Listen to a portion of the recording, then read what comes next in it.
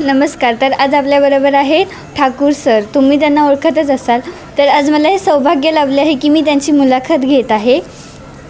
तर आज आपल्या शाळेच्या इतिहासात पहिल्यांदाच 9वी ब चा वर्ग शिक्षकांच्या संमतीने त्यांची मुलाखत घेत आहेत.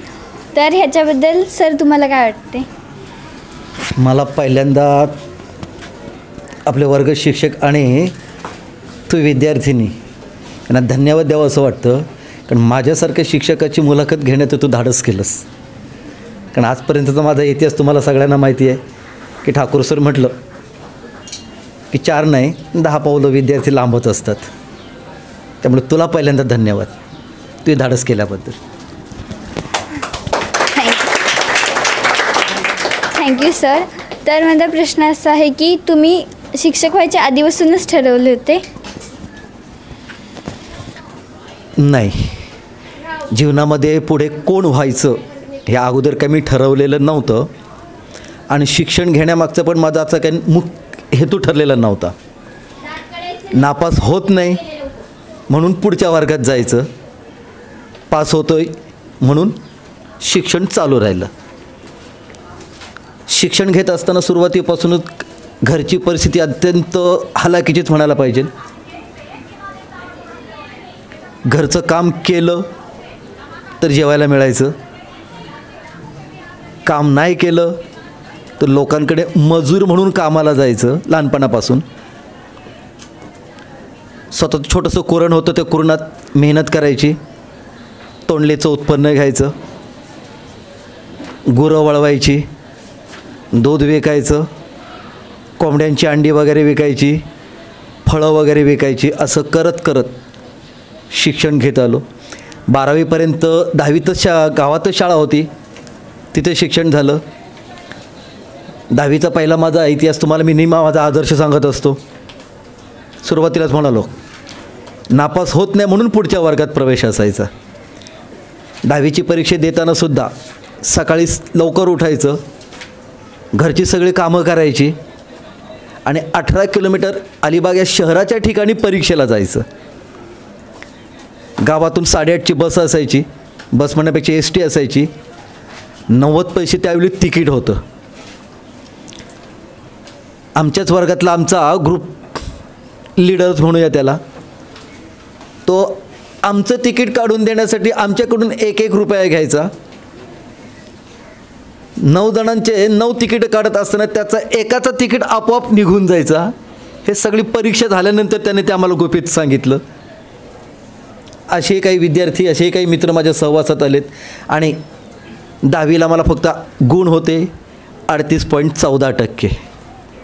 नापास झालो नाही. गावातच 11वी-12वी शाळा, गावातच कॉमर्सला प्रवेश मिळाला मला. 12वीला पण तीच अवस्था, सगळे कामं करायची, गुरं वळवायची, अभ्यास वेळ मिळेल तेव्हा करायचं, दिवसभर काम करून थकून जायचं. त्याच्यामुळे झोप तुमच्याप्रमाणे मलाही त्यावेळीसुद्धा प्रिय असायची, आता देखील आहे. 12वीला रिपीटर विद्यार्थी, पहिल्याच वेळेला 3 विषयात नापास आणि 3 विषयात पास. आईची एकच शिकवण असायची, नापास झालात तर हॉटेलमध्ये भांडी धुवायला, कपबशा धुवायला, भांडी नव्हतं त्यावेळी, कपबशा हा शब्द वापरायचा. आता 12वीला नापास झाल्यानंतर परत सगळ्यांनी धाडस दिलं, काय नाही हुशार आहेस तू, होशील पास, ऑक्टोबरला बस. ऑक्टोबरला परत 3ही विषयात पास झालो.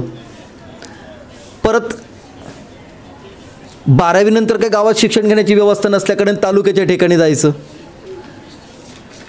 तालुक्याच्या ठिकाणी त्यावेळी STचा पास होता 40 रुपये महिन्याचा आणि पॉकेट मनी मिळायचा मला फक्त 50 रुपये.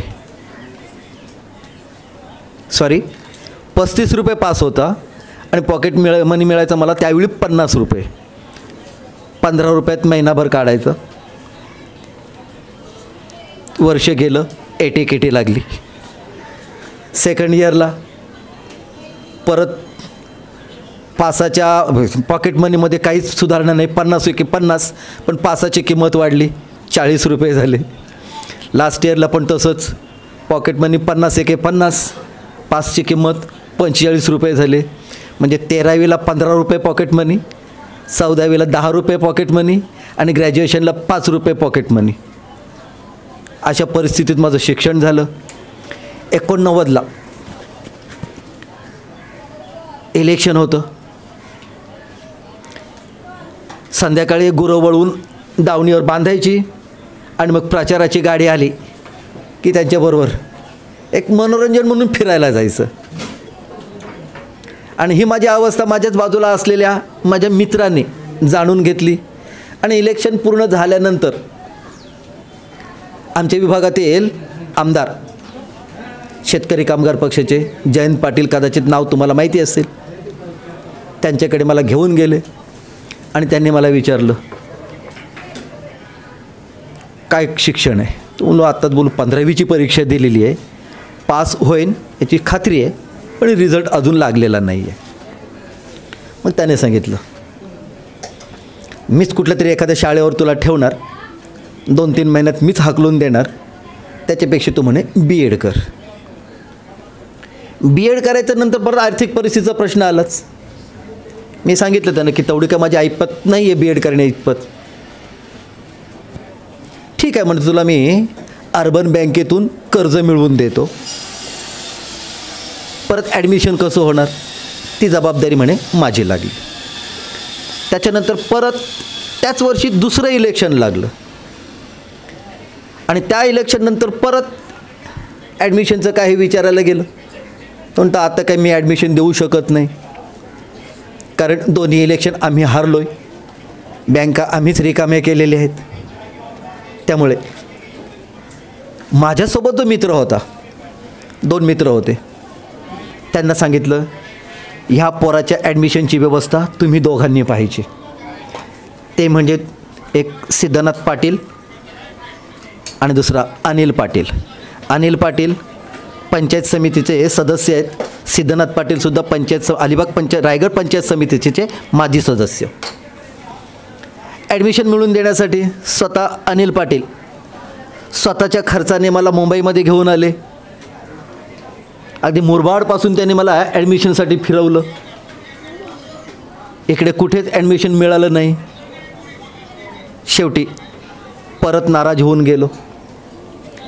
आणि मग अचानक संध्याकाळी 5 वाजता, एप्रिल की मे महिना होता मला वाटतं त्यावेळी, मला माझ्या मित्राचा निरोप आला की जगू तुला आत्ताच्या आता कोल्हापूरला जायचं आहे. आता लगेच कसं काय शक्य आहे ते, आणि कुठे काहीच माहिती नाही, कारण तालुक्याच्या ठिकाणीच फक्त जाणं परीक्षेपुरतं, तालुक्याच्या बाहेर कधी जाणंच नाही, गाव कधी सोडलेलंच नाही. आणि गावात राहून देखील काय करायचं, गुरं वळवायची आणि लोकांची मजुरी करायची. काय काळजी करू नकोस म्हणतं, तुझ्याबरोबर आणखी 4 जण आहेत. अलिबागला संध्याकाळी 8ची ST होती, अलिबाग कोल्हापूर. कोल्हापूरला गेलो मित्रांबरोबर आणि तिथे गेल्यानंतर कळलं की मला BEdला ॲडमिशन घ्यायचं आहे. ॲडमिशन वगैरे झालं, फक्त फॉर्मॅलिटी पूर्ण झाली. आणि त्यावेळी त्यांनी आम्हाला ॲडमिशनचे 20,000 रुपये सांगितलेले होते. आता आर्थिक परिस्थिती नसल्या कारणाने डोनेशन भरू शकत नाही. मग जे आमचे आमदार होते त्या आमदारांनी त्या 2 मित्रांना सांगितलं होतं की ह्या पोराच्या ॲडमिशनची जबाबदारी तुमच्यावर. मग माझा मित्र सिद्धनाथ पाटील म्हणून होता, त्याने त्यावेळी मला 13,500 रुपये डोनेशन भरण्यासाठी दिलेले होते. आणि हे देत असताना त्याने मला शब्द दिलेला होता, हे बघ जगू, पैसा नेहमी बाल्याचं वाईटच करत असतो. आज मी तुला हे पैसे देतोय, उद्या BEd पूर्ण झाल्यानंतर तू जेव्हा इकडे येशील, मीच तुला कुठेतरी नोकरी मिळवून देईन, तेव्हा तुझ्याकडून हे पैसे मी परत मागेन. फक्त एकच अपेक्षा आहे, जेव्हा जेव्हा निवडणुका असतील तेव्हा मतदानासाठी हजर राहायचं. आणि त्यावेळी त्या मित्राला दिलेला शब्द आज देखील मी पूर्ण करतो. याच्या मागे मला सांगण्याचा हेतू की मी जीवनामध्ये शिक्षक होईन असं कधी स्वप्नात पण विचार केलेला नव्हता. फक्त माझी परिस्थिती, माझी लहानपणापासूनची मेहनत माझ्या नातेवाईकांनी, माझ्या मित्रांनी पाहिली आणि त्यांनीच मला हा मार्ग दाखवला. म्हणून आज मी शिक्षक म्हणून तुमच्यासमोर उभा आहे.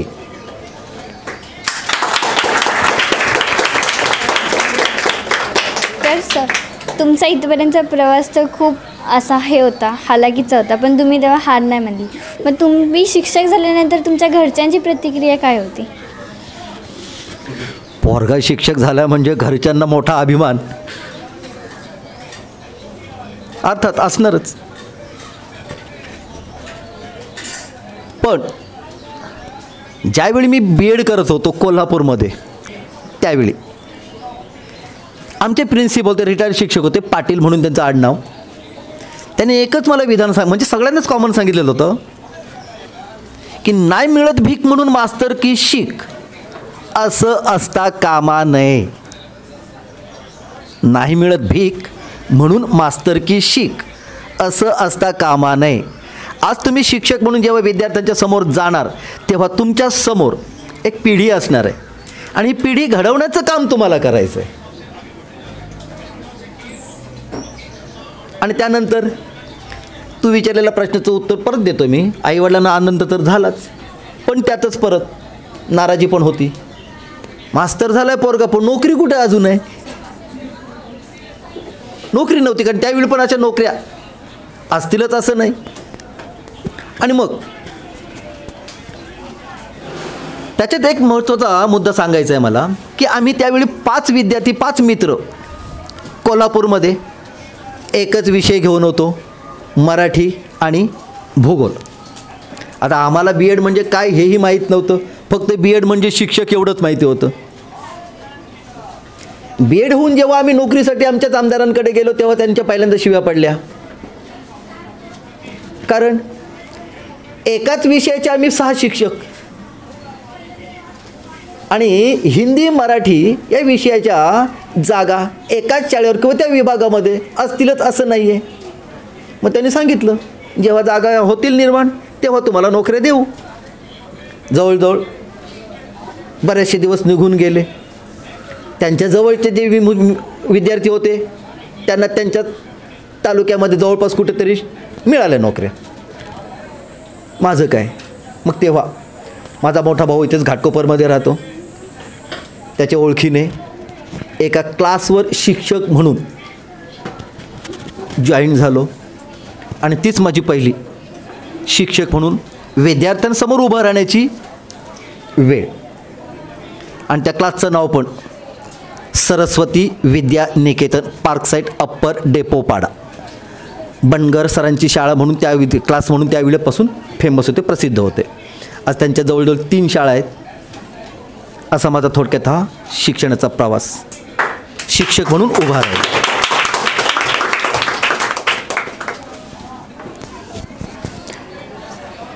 सर, तुम्ही हे खूप म्हणजे उत्तर खूप मस्त दिलं की तुम्ही आम्हाला सांगितलं की तुमची परिस्थिती हालाकीची असताना पण तुम्ही शिक्षक झालात आणि तुम्ही म्हणजे असं मध्ये जो काळ आला की तुम्हाला ते बोलले, म्हणजे तुम्हाला बोलले की एकाच विषयाचे शिक्षक, तेव्हा तुम्ही खचून नाही गेलात. म्हणून आम्हाला असं आनंद, म्हणजे माझ्याकडे शब्द नाही आहेत. तर सर, माझा नंतरचा दुसरा प्रश्न असा आहे की तुम्ही ज्ञानप्रकाश शाळेमध्ये शिक्षक कसे बनलं? B.Ed झालं म्हणजे शिक्षक असल्याचा हा मोठं प्रमाणपत्र असतं. कुठे इंटरव्ह्यू ज्या ठिकाणी जागा वगैरे असतात त्या ठिकाणी जाहिराती वगैरे असतात, तिथे आपण इंटरव्ह्यूला गेलो, आपली योग्यता असेल तर सिलेक्शन होतं. त्याचवेळी मुंबई घाटकोपरमध्येच शाळा आहे, शाळेचं नाव नाही सांगणार, त्या शाळेवर एक शिक्षक आहेत माझ्याच गावातले. आणि त्यांची माझी भेट झाल्यानंतर मी त्यांना विचारलं की दादा बघ ना कुठे जॉब असेल तर शिक्षक म्हणून B.Ed केले मी आत्ताच. मग त्यावेळी त्यांनी मला उत्तर दिलं की हे बघ बाळा, म्हणतं, कारण माझ्यापेक्षा वयाने मोठेच होते ते, गावाकडची मुलं शहरातल्या मुलांच्या तुलनेत कॉम्पिटिशनमध्ये, स्पर्धेमध्ये फार मागे पडतात. त्यामुळे इकडेच कुठेतरी गावी तुला जॉब मिळत असेल तर बघ. तेव्हा मी विचार केला की 38%, 12वीला रिपीटर, ग्रॅज्युएशनला 43% मार्क्स मिळवणारा मी मनापासून अभ्यास केला, जबाबदारीची जाणीव झाली म्हणून BEdला 73% मार्क्स मिळाले. मग आपण ग्रामीण भागातले विद्यार्थी आणि शहरातले विद्यार्थी यांच्यात जर आपण तुलना करायला गेलो तर आपण मागे कसं असणार? मुंबईमध्येच कुठेतरी आपण म्हणून प्रयत्न करूया. आणि त्याच दिवसांमध्ये क्लासवर सुरुवात तर झालेलीच होती आणि अचानक जाहिरात निघालेली होती.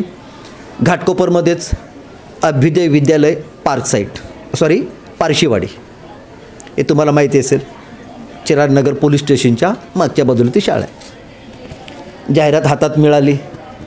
मुंबईतली काहीच माहिती नव्हती. चालत चालत चालत चालत डोंगरावरून खाली उतरलो. इथेच राहायला कातोडीपाड्यावरच राहिला होतो मी. डोंगरावरून खाली उतरलो. शॉर्टकट माहीत नाही म्हणून बर्वेनगरपासून इथूनच रस्ता विचारत विचारत विचारत विचारत गेलो. पार्क साईडचा रस्ता मला मिळाला, चिरागनगर पोलीस स्टेशनचा रस्ता मला मिळाला. तिथून पुढे गेलो आणि मग मला अभ्युदय विद्यालय मिळालं. तिथे इंटरव्ह्यूसाठी होते थोरात सर, आपल्या थोरात मॅडम आहेत, त्यांचे मिस्टर रमेश थोरात सर. त्यानंतर व्यवस्थापिका होत्या लोखंडे मॅडम आणि संचालक होते हुले सर. लोखंडे मॅडम ऑब्झर्वेशनसाठी होत्या, थोरात सर ऑब्झर्वेशनसाठी होते. हिंदी विषयाचा पहिलाच तास दिला मला वाटतं 9वीच्या वर्गावर, 8वी की 9वीच्या वर्गावर. आवाज नेहमीसारखाच खणखणीत गुरं वळवल्याचा आवाजाचा फायदा. आवाजाचं दहशत असल्याकारणाने मुलांचं पण लक्ष केंद्रित झालेलं होतं. त्याच्यामुळे वर्ग कंट्रोल हा पहिला पॉझिटिव्ह रिपोर्ट मला मिळाला. आणि तिथे वर्गावर तास झाल्यानंतर जेव्हा ऑफिसमध्ये मला बोलावलं गेलं तेव्हा थोरात सरांनी मला प्रश्न विचारला की जर का तुम्हाला आम्ही इथे शाळेवर ठेवलं शिक्षक म्हणून तर मुलांसाठी तुम्ही काय कराल? त्यावेळी मी त्यांना उत्तर दिलेलं होतं, मुलांच्या भवितव्यासाठी जे जे काही माझ्याकडून चांगलं करता येईल तेवढं मी प्रामाणिकपणे करण्याचा प्रयत्न करेल. तेव्हा त्याने सांगितलं उद्यापासून तुम्ही शाळेवर रुजू व्हा. त्यावेळी मला 1000 रुपये प्रति माह पगार होता. पण हा 1000 रुपये पगार मिळण्या अगोदर मी आणखी एका शाळेवर 20 दिवस नोकरी केली. बेंगनवाडी, शिवाजीनगर, अहिल्याबाई होळकर म्हणून शाळा आहे. तिथे मला पगार मिळाला 20 दिवसाचा म्हणजे एका महिन्याचा 550 रुपये. आणि क्लासवर जेव्हा मी काम करत होतो तेव्हा मला महिन्याचा पगार क्लासवर मिळायचा फक्त 500 रुपये, तो पण वर्षाच्या शेवटी. पैसा म्हणून मी कधी या क्षेत्राकडे पाहिलं नाही, आज देखील पाहिलं नाही आणि भविष्यात देखील पाहणार नाही. कारण अलीकडे बऱ्याच ठिकाणी नाव झालेलं आहे ठाकूर सर. मराठी आणि हिंदी विषय असले की ठाकूर सर बऱ्याच ठिकाणी बोलावतात. आताच मला एक 15 दिवसापूर्वी तुर्भ्याला एका क्लासवर बोलवलं होतं. क्लास म्हणण्यापेक्षा एका संस्थेने बोलवलेलं होतं. पण ज्या व्यक्तीने मला निमंत्रित केलं होतं त्यांनी सांगितलं, अहो सर म्हणून काय तुम्ही इकडे तिकडे व्याख्यानं घेतात, मला तरी कुठेतरी सांगत जा म्हणून. तर त्यांनी मला सांगितलं की सर तुमचा रेट हाय आहे आणि त्यांना देणं परवडणार नाही. मग मी त्यांना विचारलं तुम्हाला कोणी सांगितलं माझा रेट हाय आहे ते? हो, तुमच्या क्वालिफिकेशनचा विचार केल्यानंतर तेवढा रेट द्यायला आम्हाला नाही परवडणार. सर माझा रेट फक्त विद्यार्थ्यांसाठी 101 रुपया एवढं जरी मिळालं तरी पण मी आनंदाने विद्यार्थ्यांसाठी जाणार. विद्यार्थ्यांचं समाधान हेच माझ्यासारख्या शिक्षकाचं समाधान. त्यामुळे पैसा म्हणून याच्यापुढे कुठेतरी तुम्हाला असं जर असेल तर मला आवर्जून सांगा, पैशाचा विचार करू नका. विद्यार्थ्यांसाठी मी केव्हाही मार्गदर्शन करायला तयार असणार आहे. आणि आज देखील अभ्युदय विद्यालयात 4 वर्षे मी काम केलं. 1000, 1200, 1400, 1600. पण वर्षभर क्लास पण सांभाळायचे, क्लासचा पण मोबदला मिळायचा. पण त्या ठिकाणी मी जी मेहनत घ्यायचो अनुदान मिळण्यासाठी जवळजवळ 46 की 48 तास मी कंटिन्यू त्या शाळेत होतो. शाळेत रात्री झोपलेलो पण आहे मी अनुदानाच्या वेळेला. आहेत आज देखील नाव काढतात. आणि मग एक मेहनती शिक्षक म्हणून इतर क्लास घेणाऱ्या त्याच शाळेवरच्या शिक्षकांच्या न कळत होले सर आणि थोरात सर यांनी मला 5,000 रुपये अधिक, एक जास्त मेहनत जास्त होत करू शिक्षक म्हणून मला दिलेलं होतं, इतरांच्या तुलनेत अधिक.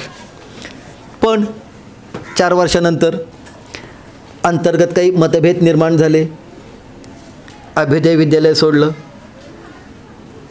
त्याच्यानंतर आपल्या या पवित्र वास्तूमध्ये मला शिक्षक म्हणून शिकवण्याचा योग आला, तो म्हणजे आपल्या संस्थेचे सर्वेसर्वा माननीय श्री DN सावंत साहेब यांच्या आशीर्वादाने. त्यावेळी आम्ही अनेक अभ्युदय विद्यालयातील शिक्षक ज्ञानप्रकाश विद्यालयामध्ये शिक्षक म्हणून रुजू झालो. हा माझा पहिला दिवस ज्ञानप्रकाश विद्यालयातला. मनात धुकधुक. तिकडे अनुदान मिळालेलं आहे, 100% अनुदानावर आलेले आहोत. आता इकडे परत नवीन सुरुवात कसं होणार. पण पैसा हेच सर्वस्व न पाहता विद्यार्थ्यांना घडवणं याच हेतूने हे सगळं काही सहन करत आलो, सोसत आलो. पैशाचा विचार कधीच केला नाही. त्याच्यानंतर इथे जवळजवळ 1997 ते 2011पर्यंत विना अनुदान तत्वावर काम केलं. 2011ला जेव्हा अनुदान आलं तेव्हा भरघोस पगार मिळायला लागला. पण जरी अनुदान नव्हतं तरी पण शिकवण्यात कधीच अंतर पडू दिलेला नाही. हे तुम्ही तुमच्या भावंडांकडून किंवा शाळेचे जे माजी विद्यार्थी आहेत त्यांच्याकडून जाणून घेऊ शकता. आपल्या शाळेमध्ये मेरिटमध्ये आलेला विद्यार्थी माहिती आहे तुम्हाला? काय नाव त्याचं बाळा? हां, हाडवळे. हाडवळे म्हणून आपल्याकडे मेरिटमध्ये आलेला विद्यार्थी शाळेच्या शेवटच्या 2 दिवसांमध्ये त्यांनी मला विचारणा केली, सर थोडंसं मराठीचं गायडन्स करा ना. मी त्याला घड्याळी 4 तासात संपूर्ण मराठीच्या पुस्तकाचं गायडन्स केलं. आज देखील तो विद्यार्थी, कोणीही विद्यार्थी त्याच्याकडे गेला आणि त्याला विचारलं, सर किंवा दादा माझा मराठीचा प्रॉब्लेम आहे, तो डोळे बंद करून सांगतो की तुम्ही ठाकूर सरांना जाऊन भेटा. आणि हिंदी आणि मराठी या 2 विषयामध्ये विभागामध्ये बरंच तुमच्या आशीर्वादाने मला नाव, कीर्ती, प्रतिष्ठा मिळालेली आहे. त्यामुळे तुम्हा विद्यार्थ्यांना पहिल्यांदा मी धन्यवाद देईन की तुम्ही चांगल्या शिक्षकाचे चांगले गुणगान समाजामध्ये पोचवता.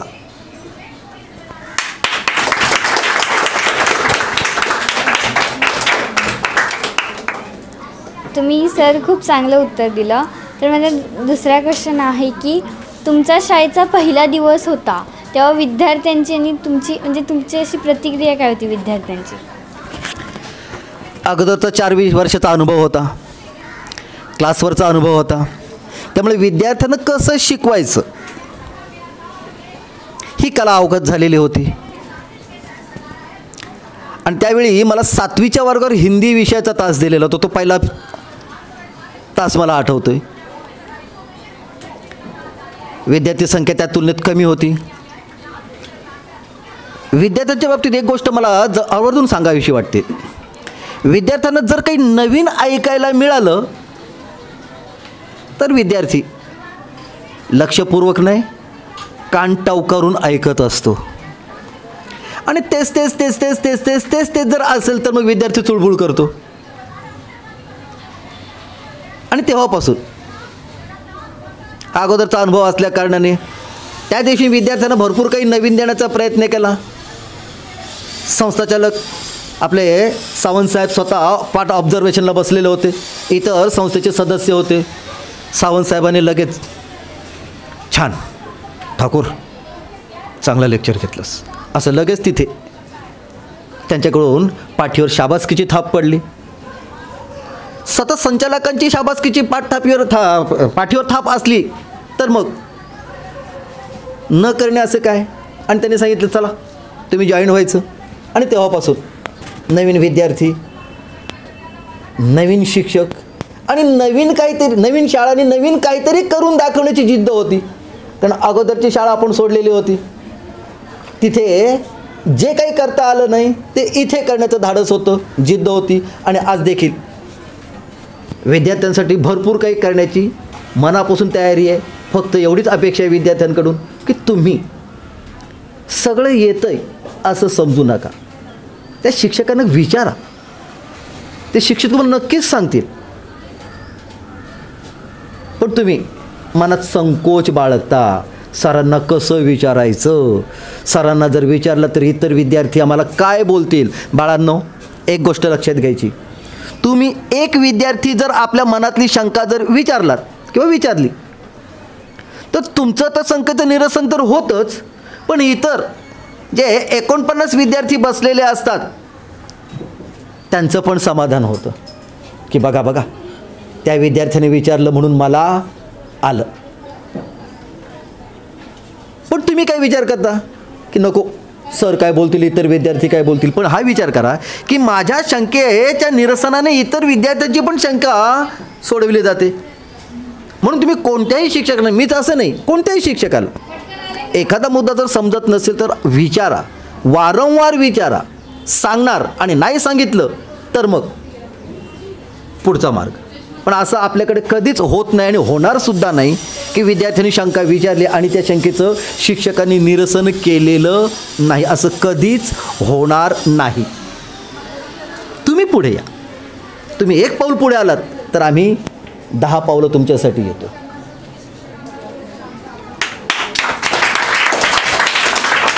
तर सर, माझा दुसरा क्वेश्चन हा आहे की तुमचे प्रेरणामूर्ती किंवा आपण गुरुच म्हणूया, ते कोण होते आणि त्यांनी तुम्हाला काय शिकवण दिली?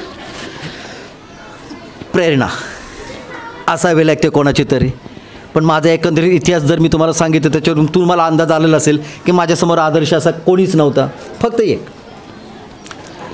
माझ्या पुढच्या वर्गात शिक्षण घेणारा माझा मित्र दिलीप ठाकूर म्हणून त्याचं नाव, त्याने ग्रॅज्युएशन कंप्लीट झाल्यानंतर BPEd केलं, शारीरिक शिक्षक म्हणून वडाळ्याला. त्याने BPEd केलं. आपण पण काहीतरी पुढे करायला पाहिजे म्हणून योगायोगाने हा मला मार्ग मिळाला. मी BEd केलं कोल्हापूरला. त्याच्यानंतर माझाच आदर्श घेऊन माझ्याच 4थीपासून एकाच बेंचवर बसणारा, ग्रॅज्युएशनपर्यंत एकाच बेंचवर आम्ही शिकणारे 2 मित्र, राजन ठाकूर म्हणून त्याचं नाव, त्याने पण BEd केलं रत्नागिरी पेढांबे. दुर्दैव, BEd झाल्यानंतर मी अभ्युदय विद्यालयात शिक्षक म्हणून जॉईन झालो. त्याच्यानंतर नवीनच शाळा होती, BPEd शिक्षक पाहिजे होतं. मी माझ्या मित्राला तिथे सांगितलं की दिलीप, शाळेवर BPEdची जागा आहे, ये होऊन दे. त्यांचंही सिलेक्शन झालं होतं, पण त्याची राहायची व्यवस्था नसल्या कारणाने तो राहू शकला नाही. त्याच्यानंतर हा दुसरा माझा मित्र राजन ठाकूर म्हणून, तो पण माझ्यासारखाच, त्याची निवड झालेली होती, पण त्याचाही तोच प्रॉब्लेम, राहायची व्यवस्था नाही, गावी गेले. आणि गावाकडे एका शाळेमध्ये इंटरव्ह्यूला गेलेला होता राजन म्हणून. परत येत असताना गावातच एक जत्रा होती, त्या जत्रेत यायची घाई म्हणून तो सरकारी एसटीने न येता प्रायव्हेट टेम्पोने आला आणि पळसपे फाट्याला टेम्पोला अपघात झाला.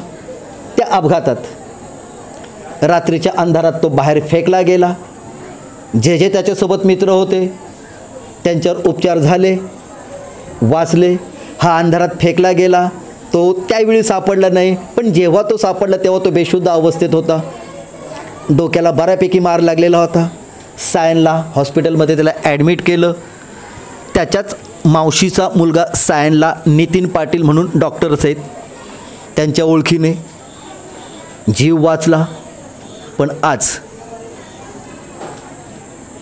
शिक्षक म्हणून तो कोणत्याच शाळेवर शिकवू शकत नाही, काहीही करू शकत नाही, फक्त जिवंत आहे एवढंच. तो बोलू शकत नाही, त्याला आपल्या भावना व्यक्त करता येत नाही. यातून मला सांगायचं आहे की परिस्थिती माणसावर कधी कोणत्या संकटाने उभी राहील हे सांगता येत नाही. मी मुलाखतीचा शेवट करतो आहे, कारण आपल्याला पुढच्या कार्यक्रमासाठी वर्गावर जायचं आहे.